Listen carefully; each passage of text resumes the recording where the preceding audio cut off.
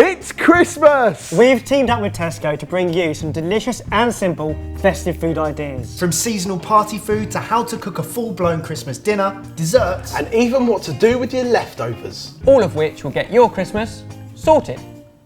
Now, you've obviously watched our video on the 5 top tips to making the perfect turkey. Links down below. So instead of hacking it up at this point, we're going to show you the foolproof guide to carving the perfect turkey.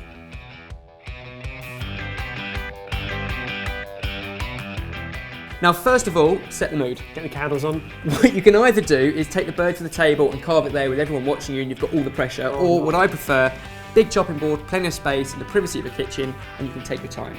Secondly, get yourself a sharp knife, a couple, sometimes a small one, a big one, so you've got control. A carving fork or any fork is handy, and you want to remove the elastic band, which originally trussed it up until now in the oven, keeping it all together. Get rid of that now, you don't want to cut through it and end up with bits of that in the turkey. Now we're ready.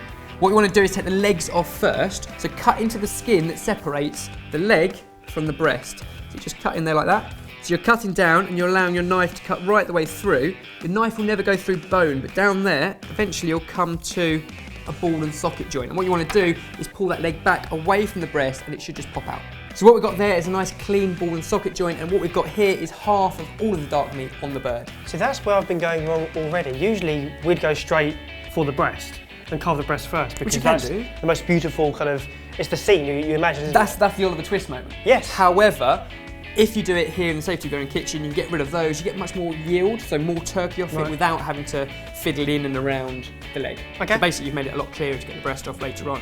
Next though, what we're going to do is separate the turkey drumstick from the thigh. So what you need to do is cut pretty much straight down there, and again, the same kind of thing, you just kind of wiggle it, you'll find the socket, and again you won't go through bone, but you will eventually just find the joint down there, and that's the bit you want to cut through. And what you're left with is one turkey drumstick. Oh, I did it like that. Which, personally in my house, we'd leave that, because people like to actually have the bone, the dark meat, brilliant. or you can carve down either side of it and take the dark meat off. And all of this is beautiful dark thigh meat with one bone that goes through the middle. And you want to cut either side of that bone, and we'll just take the bone out. So there you go, that's the bone that comes out, the thigh bone. What's left on the board is all great meat. So just turn it over, and then we're going to carve it into sort of chunks, just like that. And then you can place that onto the board. And I'm going to deliberately keep all the dark meat at one end of the plate so that people know what they're getting and they can make the choice. And then, really simple, repeat exactly the same process with the other leg. At this point for me, there would be turkey absolutely everywhere. Turkey juice on the floor, turkey bits in my nan's hair. Maybe. This is quite tidy. I think it's important to keep clean and tidy so you can keep control. There is going to be turkey juice all over the place. That's what if you've cooked it well, it should be nice and succulent. There should be lots of juice. However, at this point, have a quick wipe down. More importantly, clean the handles of your knives so they're not greasy, because then you won't slip. And then we can move on to the breast. So when it comes to the breast, you've got two ways, two options. Entirely up to you. One, you can carve it in slices straight down, use the fork to keep your fingers out of the way and carve parallel to the breastbone. However, personally, I found that's quite difficult. That's the only way. No, because you've got a wishbone here, and the first couple of slices, easy. Towards the end, it gets quite difficult, and you end up with quite a bit of wastage, and the slices aren't that neat and tidy. Personally, I prefer to take the whole breast off in one lump. So down the centre of the bird, we've got the breastbone. What we want to do is cut just the other side of that. So keep slicing down little slices, and you should feel the knife against the breastbone. And with the weight of the breast, the whole thing just comes off. And what you've got there is one whole turkey breast. Can you imagine the kind of Kia you can make out of that? And then with the breast on the board, you've got all the safety and security in the world. So basically carved against the grain. We've got about 1 centimetre slices. Don't make it too thin, because although it's only a few minutes before you serve, the thinner you go, the quicker it will dry out. That makes so much more sense. And there we go, because we've cut across the grain, the turkey holds its form, you've got beautiful succulent turkey, and the whole thing can just be transferred to our plate. I can't be the only person around who hasn't seen turkey carved in this way. This is mind-blowing. And absolutely important, we have kept all of that skin on, because don't forget that's where the maple glaze is, not just the colour, but the flavour as well. And then, guess what? Turn the bird round and repeat exactly the same for the other breast.